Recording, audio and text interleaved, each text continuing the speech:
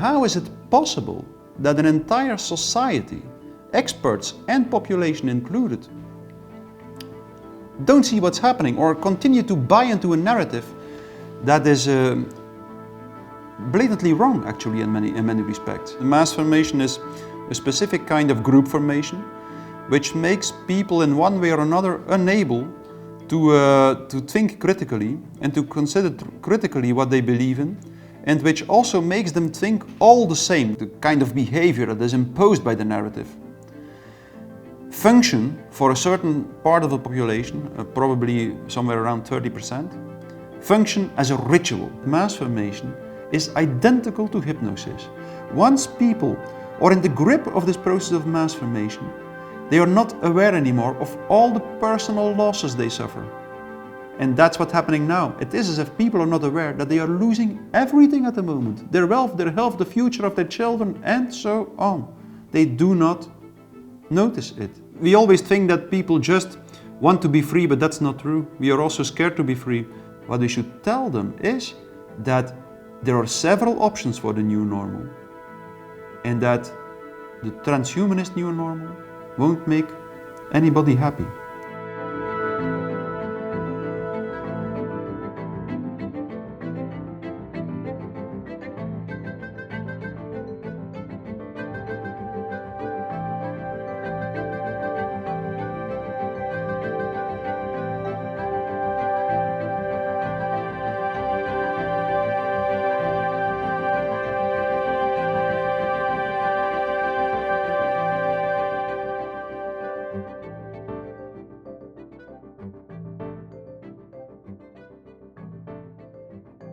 Hi, how are you, Matthias? Could you just introduce yourself to us and just give a brief description of your career? Yes, so I'm Matthias Desmet. I'm a professor in clinical psychology at Ghent University, but I also got a master in statistics. So I have a double degree actually, clinical psychology and statistics. And I made a PhD that might also be of some importance to what we are talking about, on the replication crisis in the sciences. I don't know if you're familiar with that, but the replication crisis was a crisis which started in 2005 and which was all about the fact that in the sciences, in some areas at least, findings could not be reproduced. What percentage of scientific papers did you find were not valuable or incorrect or showed major bias? In the medical sciences, for instance, it's about 85%, I believe, that is not reproducible. When the corona crisis started, in the beginning, I took the perspective of a statistician actually, and I started to study all the figures and the stats and the mathematical models a little bit. And I noticed from the beginning, I had the feeling that research in the corona crisis showed exactly the same shortcomings. And I was also surprised to find that also John Ioannidis immediately started to protest and to say that there were problems with the statistics in the corona crisis. The dangerousness of the virus was dramatically overrated. That was my impression when I studied the mathematical models, but also the infection fatality rate, the case fatality rate, and so on. And even I don't believe you needed a master in statistics to see that the dangerousness of the virus was overrated. It was sufficient to just look at elementary variables such as the counting of the number of victims claimed by the virus, the counting of the number of hospitalizations, and the counting of the number of contaminations to see, even a layman could see it immediately, I believe, that the dangerousness was overrated. Even people with 3 or 4 comorbidities, 3 or 4 other conditions than COVID-19, who even showed no symptoms at all of COVID-19, were included. It was clear from the beginning, I believe, that in one way or another there was this tendency to overrate the dangerousness of the virus and also to neglect or to ignore the collateral damage of the measures, of the lockdowns, the vaccination strategy, and so on. Like, to give only one example, in the first weeks of the crisis, the United Nations warned us already. More children would probably be dying of starvation as a consequence of the lockdowns in the developing countries than the number of victims the virus could claim, even if no measures were taken at all. So that means that in one way or another, We never really saw a proper cost-benefit analysis in the mainstream media. So that was something really striking to me. You're not suggesting that nothing was happening at the biological level, whether they were novel symptoms or not. They were people getting sick, right? Yes, of course. I really believe, of course, there was a virus. And I would be surprised if it was just a flu virus as well. I believe it was something, a flu on speed. Someone said here in Belgium, an epidemiologist. Something like that, probably, yes. So when you saw that the narrative didn't change, when the data was clearly problematic, what did this make you think? Yes, indeed. So, in my opinion, by the end of May 2020, it was proven beyond doubt that the initial estimations on the dangerousness of the virus were much too high. And for instance, the initial mathematical models of Imperial College predicted that millions of people would die, and that, for instance, in a small country such as Sweden, about 80,000 people would die by the end of May 2020 if the country did not go into lockdown. And Sweden did not go into lockdown, and only 6,000 people died. And this figure of 6,000 was even only reached with the highly enthusiastic ways of counting we've been describing a few minutes ago. What was really surprising to me was that at that moment the narrative didn't change, because one would expect that if a narrative is based on mathematical models and the mathematical models prove completely wrong, that the narrative would change and that all the measures would change that were taken on the basis of the narrative. But that didn't happen at all. The narrative continued as if the models were correct. And it was at that moment that I really started to switch perspectives, and that I took a psychological perspective, and that I started to wonder, how is it possible that an entire society, experts and population included, don't see what's happening or continue to buy into a narrative that is blatantly wrong, actually, in many respects. It took me a few months, yes, to really be able to arrive at this idea that what we were dealing with was a large-scale process of mass formation. And the mass formation is a specific kind of group formation, which makes people in one way or another unable to think critically and to consider critically what they believe in, and which also makes them think all the same. That's something very specific for mass formation. It seems as if the individual thinking is replaced by group thinking. All people think the same. All people are radically incapable of taking a critical distance, and this applies equally well to highly intelligent people as to less intelligent people. That's something very specific for the phenomenon of mass formation. People who refuse to accept vaccines, I think the right response for them is not to force them to, but rather to insist that they be isolated. Large-scale mass formation, such as the type of mass formation that gave rise to the large totalitarian states in the 20th century, such as the Soviet Union and Nazi Germany. Well, this large-scale mass formation emerges when very specific conditions are met in a society. And the first and most crucial condition is that there has to be many people that feel socially isolated, that feel lonely. Something which Hannah Arendt calls socially atomized people, she says. If you look at the state of society just before the corona crisis started, you could see that this was definitely the case. The US Surgeon General mentioned that there was a loneliness epidemic in the States, meaning that at least 50% of the people reported that they did not have one meaningful relationship, that they only connected to other people through the internet. And then in the UK, in the United Kingdom, Theresa May appointed a minister of loneliness. And then the second condition follows from the first one.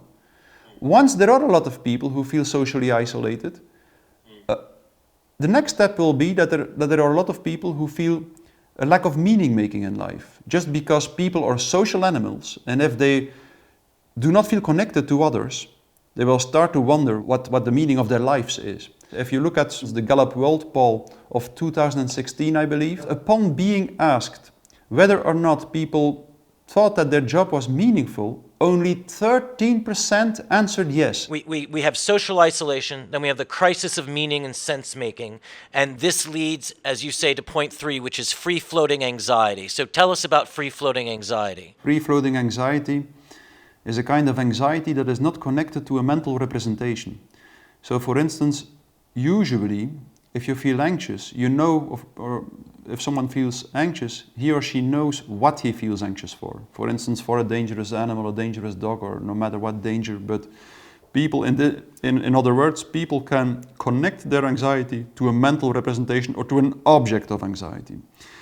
If this is not the case, we call the anxiety free-floating. That means that you feel anxiety, or that someone feels anxiety, without knowing what he feels anxious for. And if you feel anxiety without knowing what you feel anxious for, then your anxiety is much harder to mentally control.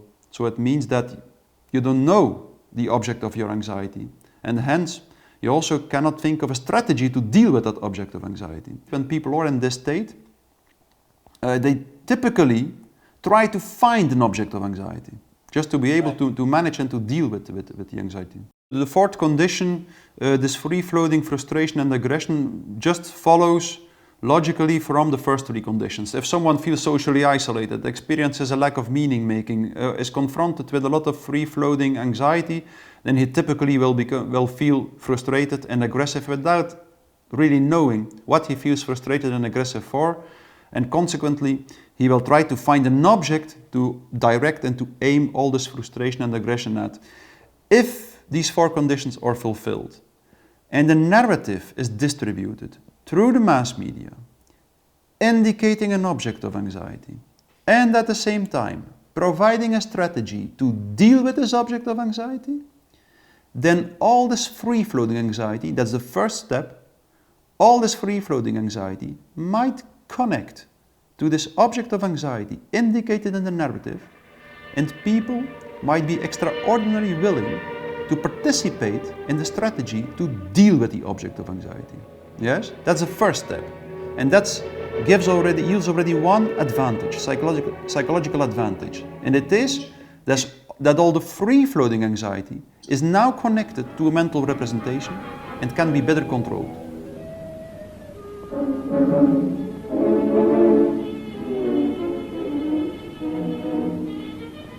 Eine ganze Gruppe von polnischen Juden, eben noch Kaftanträger und nun in westeuropäischer Kleidung, bereit, sich in die westliche Zivilisation einzuschleichen.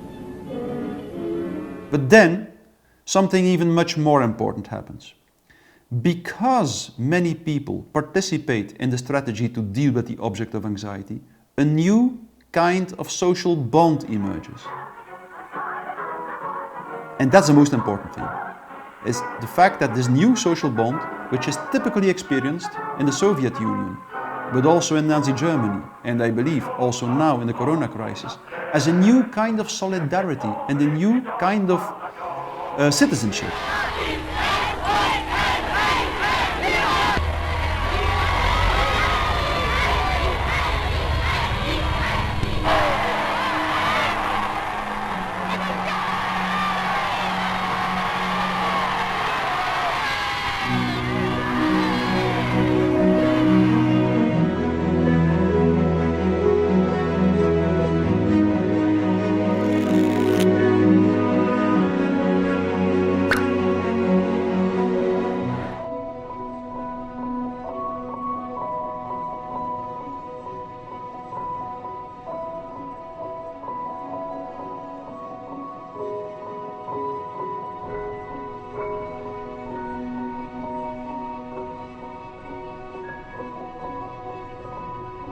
That's the real reason why people buy into the narrative, and that also is the reason why people continue to buy into the narrative, even if the narrative becomes utterly absurd.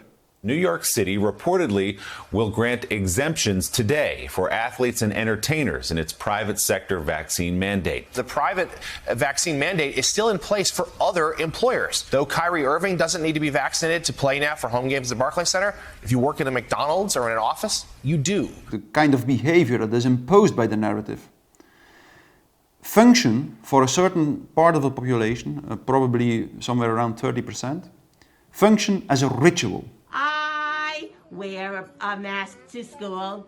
I wear a mask to school. Hi ho the Dario, I wear a mask to school. It helps to keep me safe. It helps to keep me safe. Hi ho the Dario, it helps to keep me safe. The characteristics of ritualistic behavior are always that it is meaningless from a pragmatic point of view. It makes no sense from a pragmatic point of view. It leads to nothing. And that it demands a sacrifice of the individual. That are two typical characteristics of ritualistic behavior.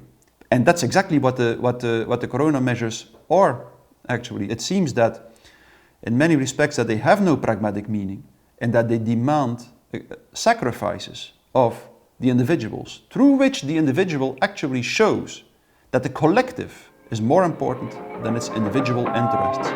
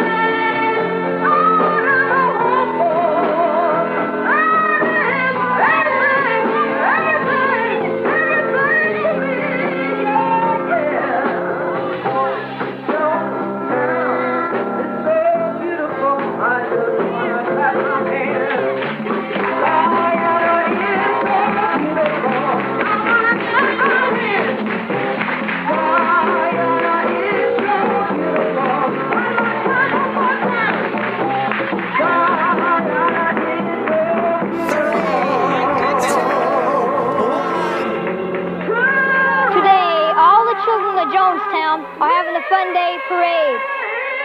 They're having a Fun Day Parade and they're going all around Jonestown and showing their happiness and how well they love it here in Jonestown.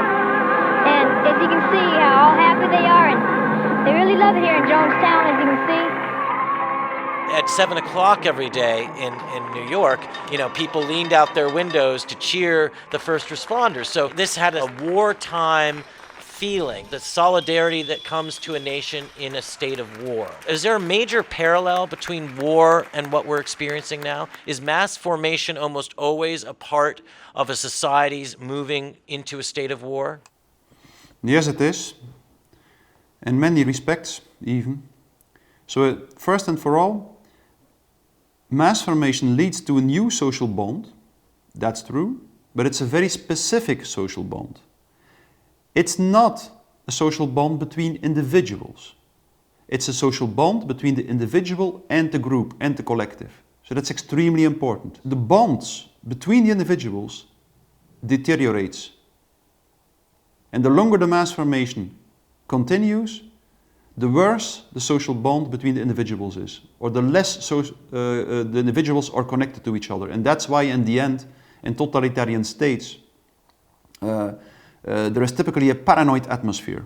And that's also what happens in an army. In an army or in no matter what group who has to perform under dangerous circumstances, it will typically be required that the individuals do not have strong individual bonds. For instance, no sexual relationships between the individuals, but that the only loyalty is a loyalty from the individual to the collective. It is something that typically leads to a warlike state, and it is that when mass formation emerges, it typically needs a scapegoat. So it typically needs an enemy. You will see that always, because there was this fourth condition, all this free-floating frustration and aggression. All this free-floating frustration and aggression has been channeled and directed at an enemy, time and time again. And in this situation we see that it are the people who do not want to buy into the narrative, who the anti-vaxxers or the people who for one reason or another prefer not to go along with the corona narrative. We need to stop listening to the people, and they should not be part of polite society, so to speak. I can't do my own research better than experts who have devoted their lives to medical and scientific research. When I tell people, I said, they'll say, well, I've been doing my own research, and last week I was in Miami. I said, how did you get to Miami? I flew. That's science. We have to start doing things for the greater good of society, and not for idiots who think that they can do their own research. So I'm thinking about the home front during a war and the ritualistic sacrifices that are made. In America, we saved tinfoil during World War II. It might have been useless for the war effort, but this was something that people did. I want to get to this idea because, the funny thing is the enemy, the scapegoat, throughout history, but in particular in the 20th century, has always been likened to a contagion, right? I mean, there's the communists. Communism spreads like a contagion. Communism in reality is not a political party. It is a way of life, an evil and malignant way of life. It reveals a condition akin to disease that spreads like an epidemic. And like an epidemic, a quarantine is necessary to keep it from infecting this nation. The Jews are some kind of disease that spreads through the body politic. Das 19. Jahrhundert mit seinen unklaren Ideen von Menschengleichheit und Freiheit gibt den Juden einen mächtigen Auftrieb. Von Osteuropa aus überschwemmen sie nun im Laufe des 19. und 20. Jahrhunderts unaufhaltsam Länder und Städte Europas, ja der ganzen Welt. Parallele zu dieser jüdischen Wanderung durch die ganze Welt bieten uns die Massenwanderungen eines ebenso ruhelosen Tieres, der Ratte. Die Ratten begleiten als Schmarotzer den Menschen von seinen Anfängen an. Wo Ratten auch auftauchen, tragen sie Vernichtung ins Land, zerstören sie menschliche Güter und Nahrungsmittel. Auf diese Weise verbreiten sie Krankheiten, Pest, Lepra, Typhus, Cholera, Ruhr und so weiter. Nicht anders als die Juden unter den Menschen. Terrorism more recently is contagious, and people are radicalized as if by a contamination process. When you can't have what a British general called industrial interstate wars anymore because of nuclear weapons. You'd blow up Fifth Avenue, you'd blow up Moscow. So now, without war, which, as Chris Hedges wrote, is a force that gives us meaning, all the old social anxieties go away. And I want to give you this quote from Dr. Zhivago. There was this very interesting quote about the beginning of World War I, where the narrator says, mostly it was mere hysteria. But there were men with better motives, men who saw the times were critical and wanted a man's part. Good men wasted. Unhappy men, too. Unhappy in their jobs. Unhappy with their wives, doubting themselves. Happy men don't volunteer. They wait their turn and thank God if their age or work delays it. The ones who got back home at the price of an arm or an eye or a leg, these were the lucky ones. So there's the elite, and I tend to focus on this. They're the elites that bring us to wars, that give us these mass agendas that unfold in the world. But we, the people, tend to jump on board because we want meaning, right? And the war gives us meaning. And even for me, and perhaps for you, are our lives not given more meaning, right? Yes, of course. Right? What would we do without whoever masterminded the corona crisis, right? So I mean, we need to find, as you have said, we need to find a new normal that isn't the old normal and isn't this technocratic transhumanist nightmare that seems to be awaiting us. What does a new normal look like? How do we not repeat the same old habit of, getting ennui and boredom and social atomization and anxiety? Or is this just a consequence, especially of technological society? Is this only going to get worse as life becomes more virtual and more inherently atomized because we are distant from real biological life?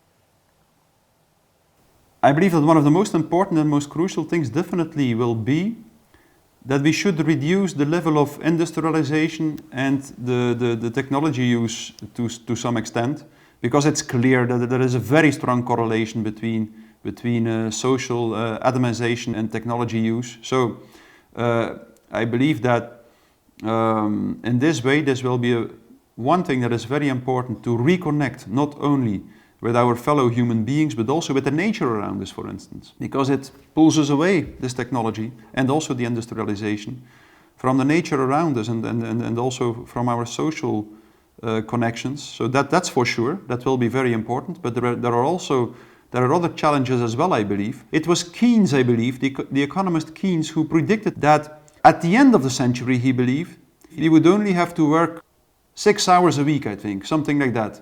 And actually, he was right.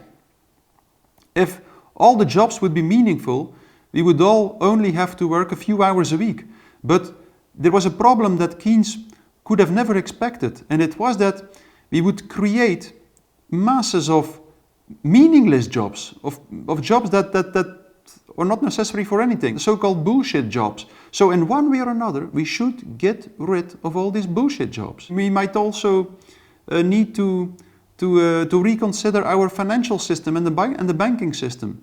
Things like that will definitely be extremely important. The new normal does indeed, as you just mentioned, doesn't have to be a technocratic and a transhumanist new normal. That's one of the most important things, I believe. Because now, in one way or another, it's clear that people wanted to escape from the old normal. Something was unbearable psychologically in the old normal.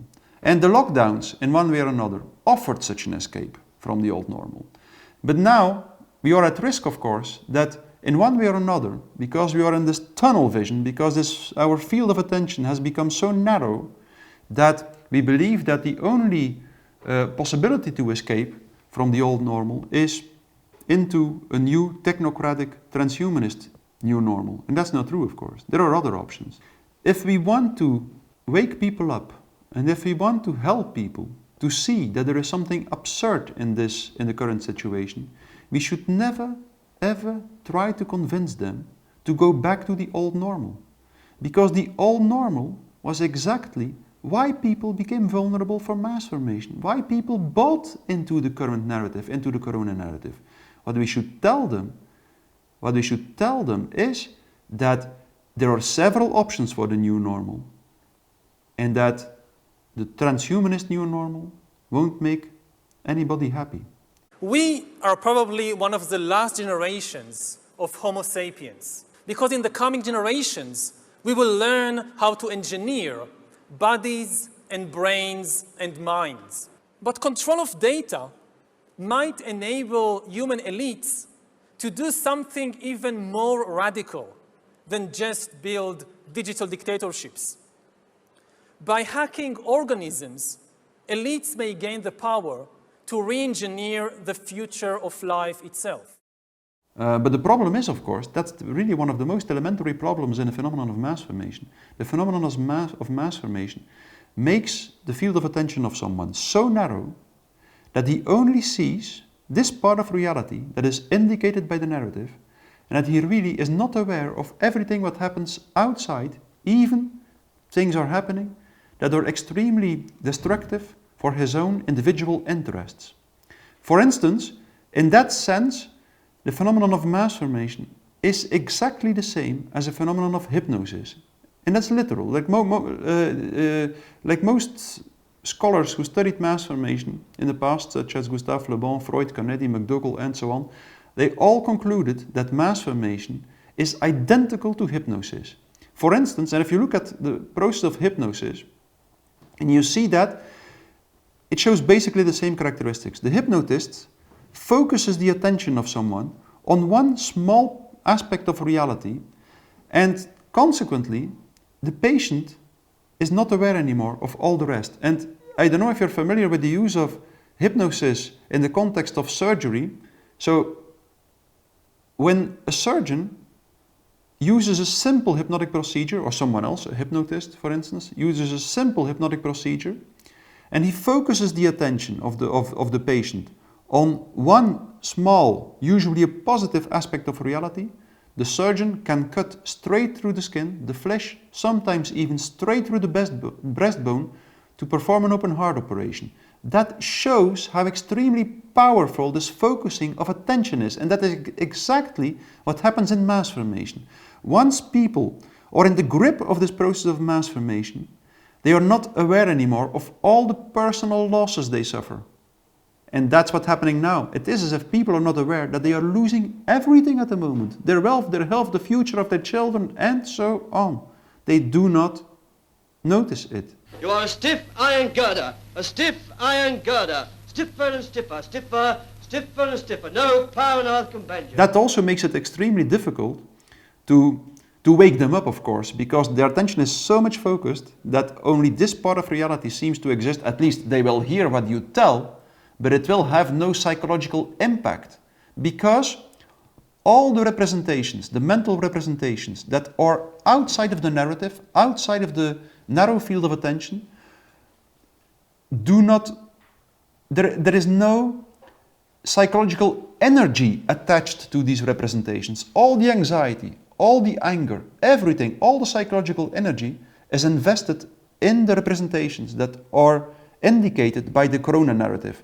And all the other representations are not invested with psychological energy anymore, and consequently they have no impact anymore, not at the cognitive level and not at the emotional level. So that's the problem we are facing. Aren't we always in a sort of trance? Aren't we always in a state of mass formation in a way? You know, there's a dominant paradigm, you know, whether it was the Cold War or the War on Terror, or, you know, there are these dominant narratives that we're all inculcated with. Usually they'd exist as sort of background noise. It doesn't intercede into the level of daily life quite the way this has. So this is perhaps the most extreme example, but do we ever live outside of a period of mass formation? It depends. So people always are in the grip of narratives, and to a certain extent their field of attention is always more or less narrow, because there are always narratives. You always focus your attention on a certain part of reality. That is always the case, that's true. But what distinguishes mass formation from other conditions is the extent to which this happens. In mass formation it happens in a really excessive way, and that was what I think many people have been noticed when the corona crisis started. It was as if suddenly everybody changed their mind, everybody started to think in the same way. I knew people whose character really changed. It was as if I didn't recognize them anymore. He isn't my husband. It's someone who looks like him. He's an imposter. I'm afraid. Come on.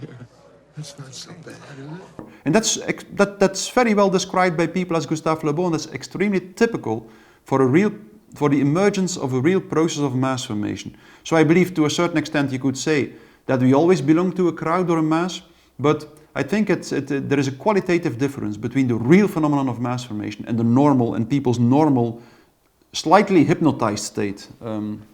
Clearly, we see signs of this having been planned and executed, do we not? When we look at things like Event 201,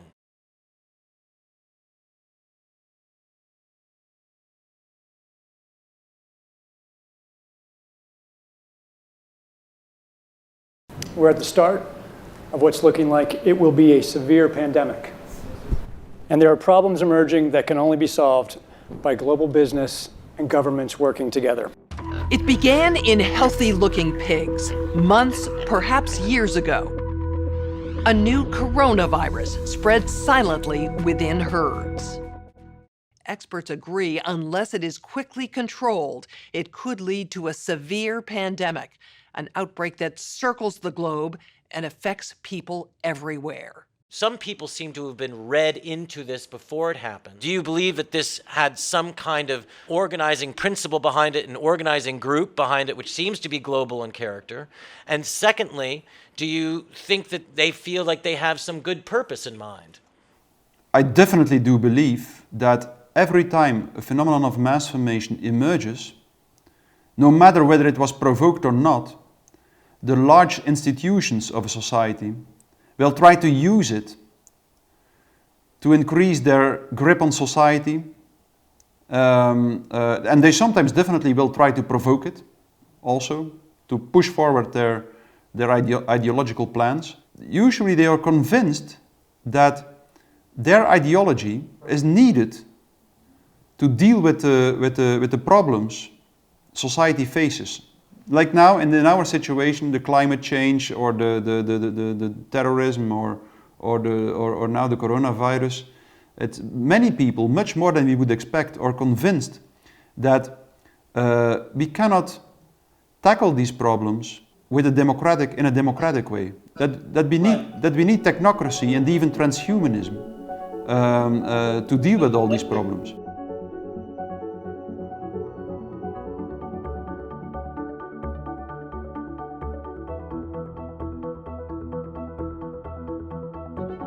How would you define totalitarianism? And how would you distinguish it from a classical dictatorship? A totalitarian state and a classical dictatorship are something radically different. You cannot compare them at all. A totalitarian state is always based on mass formation. And a classical dictatorship, not at all. In a classical dictatorship, the psychological process in a classical dictatorship simply exists of a population being scared of the aggressive potential of the dictator and his regime. So it's as simple as that. If you kill the dictator, the system might collapse. But in a totalitarian state, in which the center of gravity is situated in the crowd or in the mass or in the phenomenon of mass formation, when you kill the leaders, they will just be replaced by other leaders, just because they are only the top stone of the pyramid. So it's as simple as that. So and also the entire structure and dynamics of a totalitarian state is radically different from a classical dictatorship. I will give you one crucial example. If in a classical dictatorship the opposition is silenced, if there is no opposition anymore in public space, then the classical dictator will always mitigate his aggression. Just because he has enough common sense to realize that he has to show to the population, to the people, that he will be a good leader for them. In a totalitarian state, it goes exactly the other way around. At the moment, the opposition is silenced, and that happened in the Soviet Union around 1930 and Nazi Germany around 1935. The Trotskyite hypocrites must be liquidated. At that moment, first then the totalitarian state starts to become aggressive, and typically to become aggressive in an absurd way. And that's exactly because of the process that we have been explaining, that in a totalitarian state, both the population and the leaders are hypnotized. The two of them. And the leaders of a totalitarian state, for instance, usually believe even more in the ideology than the population itself. Their ideology is slightly different. They don't have the false consciousness, for instance, that the virus is going to hurt them. We see that they have parties on Downing Street, or our governor of California goes out to eat and they don't wear masks and they hang out. In other words, they're not scared of the thing they want us to be scared of. They're not hypnotized by their narrative that the virus is a rampaging killer. They do believe in their ideology, but usually and very often they do not believe their narratives. So that's a difference. You have to distinguish between ideology and narrative. The ideology is the transhumanism, the technocracy, and so on. And that's something they believe in a blind and fanatic way, almost always. So what happens to a totalitarian society that has run out of scapegoats? Yes. They just choose other scapegoats. That they time and time again, they indicate new objects of anxiety, which consequently have to be isolated, stigmatized, and sometimes destroyed. There have been some cynical politicians who said, oh, who cares what happens in Ukraine? We've got our own problems at home. For you, could you articulate why you believe in this moment it is so important to turn back Vladimir Putin? Why is this a moment in history that is so worthy of the world's attention? This reminds me of September 1st, 1939, when Hitler invaded Poland. Lots of Americans said, why do we care about Czechoslovakia? Where is Poland? This is not our war. This is not our problem. That's what they said, American firsters.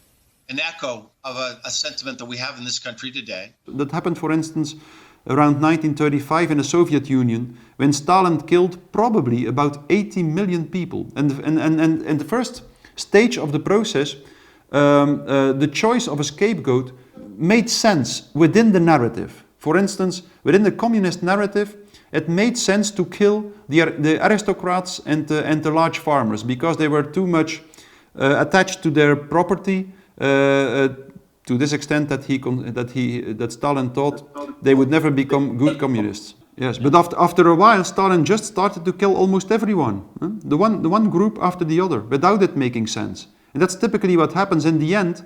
The Communist Party killed 50% of its own members, who will usually very loyal to the Communist Party. So, and that's typically in a totalitarian state, and the phenomenon of mass formation in the end always becomes a monster that devours its own children. Typically, at the moment, there is no dissonant voice anymore. Maybe this is a good time. Let me just give you this. This is a short Sufi parable that I think that you'll enjoy, and I think it speaks directly to what you've been saying, okay? It's called When the Waters Were Changed. Once upon a time, Kadir, the teacher of Moses, called upon mankind with a warning. At a certain date, he said, all the water in the world which had not been specially hoarded would disappear. It would then be renewed with different water, which would drive men mad. Only one man listened to the meaning of this advice. He collected water, went to a secure place where he stored it, and waited for the water to change its character. On the appointed date, the streams stopped running, the wells went dry, and the man who had listened, seeing this happening, went to his retreat and drank his preserved water. When he saw from his security the waterfalls again beginning to flow, this man descended among the other sons of men. He found that they were thinking and talking in an entirely different way from before. Yet they had no memory of what had happened, nor of having been warned.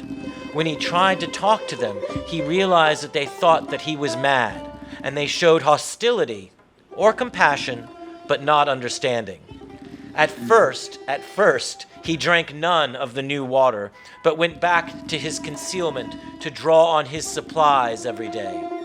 Finally, however, he took the decision to drink the new water because he could not bear the loneliness of living, behaving and thinking in a different way from everyone else. He drank the new water and became like the rest. Then he forgot all about his own store of special water, and his fellows began to look upon him as a madman who had miraculously been restored to sanity. Whoever organized this, and I personally believe this was highly organized it knowing the principles that you're talking about and knowing that you could drive men and women to these actions through the threat of isolation, real and true and total isolation. And that is why almost everyone I spoke to, especially in the kind of working classes who took the shot, took it just so they could be connected again. What do you think they're trying to do? What do you think is unfolding as you see this? They try to make society equal to their own ideological fiction, Hannah Arendt said. So they have this ideological fiction, like that is how society should look like. A technocratic system in which everybody has a chip in his body.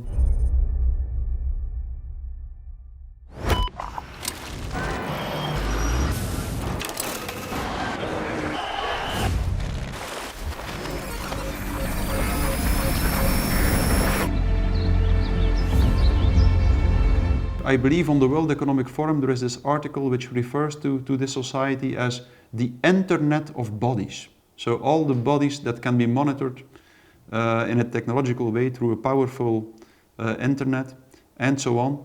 So that's something that in one way or another is extremely tempting for certain people. The idea of full control, the idea that society can be reshaped according to their own ideological fiction. Back in the Old Testament, God basically suggests to the Hebrews, are you sure you want to be free? Are we in some way, I hate to say it, designed, or perhaps this is the challenge if one does believe in a meaningful universe, to grow up out of this perpetual childhood, to grow up out of this tutelage, this peonage that humanity has suffered under for so long, and to take responsibility for our own existences and futures and our own thoughts. I mean, perhaps this is that final battle to determine whether we're going to do that. But it does seem like many, many people, for whatever reason, are interested in being told what to do. Is that just a condition of humanity throughout time? Is that something that's inculcated? How do we break out of that? We always think that people just want to be free, but that's not true. We are also scared to be free. And we are always, as a human beings, are always looking to find out what the other wants, because they want to be what the other wants. They crave to be what the other wants. And if they are confronted with a situation in which there is no other who tells them what they should do, many people start to crave for such another. And that's why the masses always look for a severe, a strict, a cruel master, Gustave Le Bon said in the 19th century already.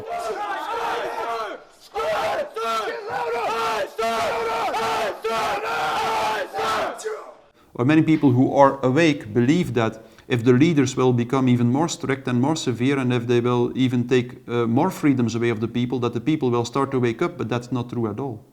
That's not true at all. Because this is something extremely typical in this state of social atomization and social isolation. People in a certain strange way feel free in a very individualist way. But that's exactly what is unbearable for them. And that's why they want a leader. They are looking for a leader who tells them what they have to do, who takes away their freedom, who imposes his law and desire to them. Why are you wearing a mask outside? It feels weird not to. I just like it. I got used to it. I don't mind wearing it. I just feel like I have to wear it. I don't know why. I just want to wear it. Yeah, I guess like my friends wear them, so I'm like, if I might as well just too. I feel like I won't take off my mask until everybody does. Oh yeah. I mean, it's just there's a lot of anxieties with taking the mask off, for the first time. So it's because probably, it's been so long. Yeah, it's like a social anxiety at this point. So the science says it's virtually impossible to get the coronavirus if you're vaccinated or spread it while you're outside. Sure. Does that change your thought at all? I know that, but it also sets an example, a visual example. It's also a little bit of a protest in a way. The protest being well, I shouldn't be given the privilege to not wear a mask. I think that it is in many respects naive to believe that people are just longing to be free. That's not true at all. What's the best way to shake people out of this? Do we have to be able to present them with an alternative vision? I'm concerned that we might have to, as Bill McKibben wrote in his book Enough, put the brakes on technological development to create a better new normal. It seems to demand a whole new socioeconomic order that's decentralized, that's, yes, democratic. It seems like something that is totally incongruous with the technocratic Orwellian monster that's growing up in our midst. So how do we present to them that it's not hopeless, and what vision of the world do we give them? How do we wake them up? Well, the most important thing is, in my opinion, is definitely to continue to speak out. That's the most important and the most basic thing we have to do, just because mass formation is a kind of hypnosis, a kind of group formation, and as such, it's always a phenomenon that is provoked by the voice, literally by the voice. And that's why totalitarian leaders always start the day with half an hour of propaganda, because they realize that what keeps people in this state, in this state that they need, is the voice of a leader. And and exactly for the same reason, if we want to make sure that people, that this hypnotic state, both of the leaders and of the population, does not become deeper and deeper, then we should make sure that there remain some dissonant voices in public space. I think that in the first place, well, when we speak out, we have to do it in an as reasonable and quiet way as possible, I think.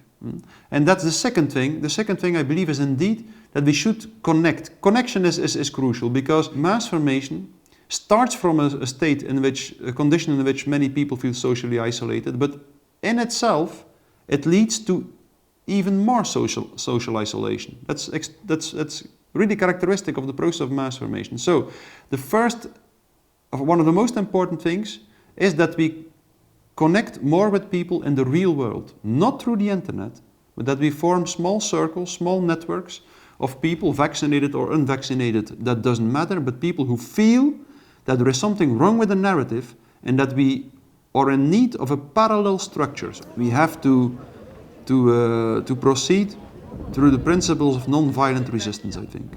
If you look at the major scholars in the past, who have been studying totalitarianism. You can read the wonderful book of Arendt, for instance, the Origins of Totalitarianism. She also describes that in one way or another, non-violent resistance works very well against totalitarianism, much better than violent resistance, exactly because as soon as the minority that does not buy into the narrative, that is not totalitarian and so on, as soon as this minority uses violence, the crowd or the mass experience this as a justification to destroy them. Growing threats from violent extremist groups have triggered new action from the Justice Department. Officials say they'll now create a domestic terrorism unit following outrage from many Democrats. The most important assumption or the most important principle is that the human mind and the human brain is not capable of explaining everything. So in the first place, we should accept that we cannot understand the world around us and the people around us through rational thinking.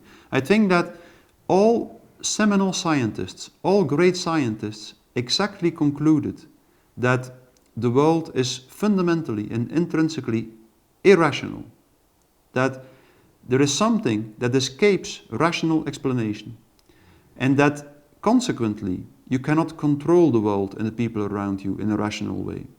And as soon as you understand that, you start to be able to connect, to really connect in a different way with the nature around you, your environment and the other people, because you stop to have this illusional idea that you can reduce everything around you, the universe, the world, the other people, to the categories of your own rational understanding.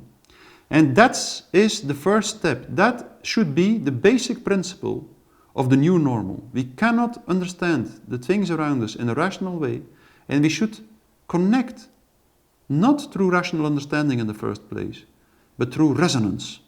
And that's something that René Thom, one of the foremost mathematicians of the 20th century, wrote that this part of reality that we can understand in a logical way is actually extremely limited.